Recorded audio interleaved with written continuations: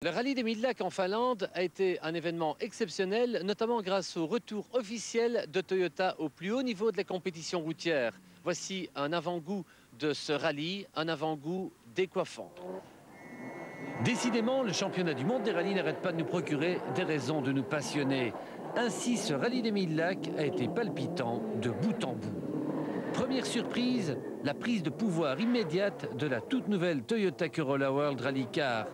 Lorsque Marcus Gronholm termine la première journée en tête, c'est inattendu, mais c'est aussi une fantastique récompense pour les ingénieurs et mécanos de Toyota Team Europe, TTE, qui ont travaillé dans l'ombre pendant un an pour revenir au sommet.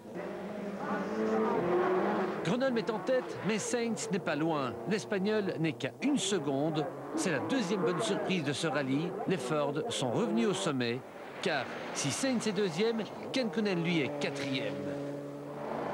Le deuxième jour, la bagarre s'intensifie encore et tout se resserre. Après 1 heure de spécial, ils sont 5, pratiquement à égalité. Gronholm est en tête, mais Kekkonen le suit.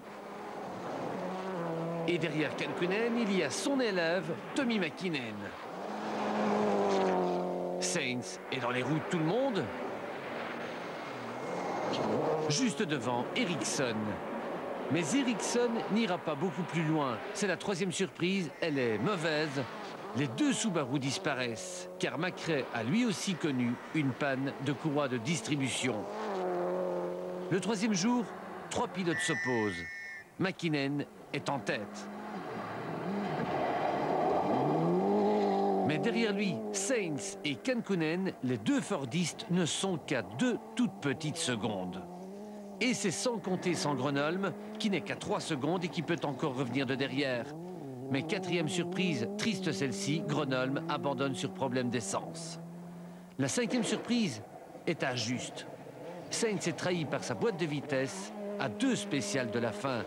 Il doit dire adieu à la victoire et peut-être bien aussi au titre mondial des pilotes, puisque son grand rival, Mäkinen, sur sa fiable Mitsubishi, gagne le sprint final devant Kekkonen. 7 secondes d'écart après plus de 3 heures de course, c'est tout dire de l'intensité du combat. Un combat que Didier Auriol, sur la deuxième Toyota Corolla World Rally Car, a suivi à distance à cause de la rupture d'un différentiel qui l'a privé de 2 roues motrices arrière pendant la deuxième journée. Mais le troisième jour, avec 4 roues motrices, Didier a démontré qu'il serait à nouveau dans le coup au Sanremo. Quant à Freddie Loax, il voulait avant tout découvrir la Finlande et apprendre. Il ne termine que 37e, mais il faut s'en réjouir, car son premier jour a été catastrophique. Une babiole électronique a cassé. Freddie est parvenu à réparer lui-même, mais il a perdu en spécial 36 minutes. Il était alors 89e. L'important était donc de rouler pour apprendre, et Freddie a appris beaucoup. Au fil des kilomètres, il s'est amélioré. Et sans vraiment chercher la performance, il a égalisé en fin de course les chronos de Nittel, le deuxième pilote officiel Mitsubishi. Freddie termine 37e, mais sans ses 36 minutes perdues au départ, il aurait fini 8e. On a fait un travail fantastique, mais je veux dire dans la note, on a vraiment beaucoup travaillé dans la note. Malheureusement, le résultat n'est pas trop bien. Si on calcule le temps qu'on a perdu avec tout le problème, ou avec un gros problème, on termine 8e.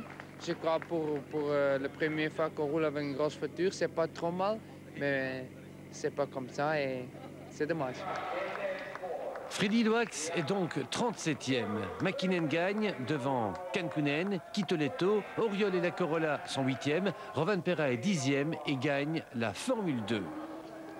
Harri Rovanperä, le Finlandais volant de la 2 roues motrices, a été parfait. Rovanperä a été brillant, il a dominé la catégorie. Il offre à Seat une nouvelle victoire mondiale et rapproche un peu plus la firme espagnole d'un nouveau titre mondial en Formule 2.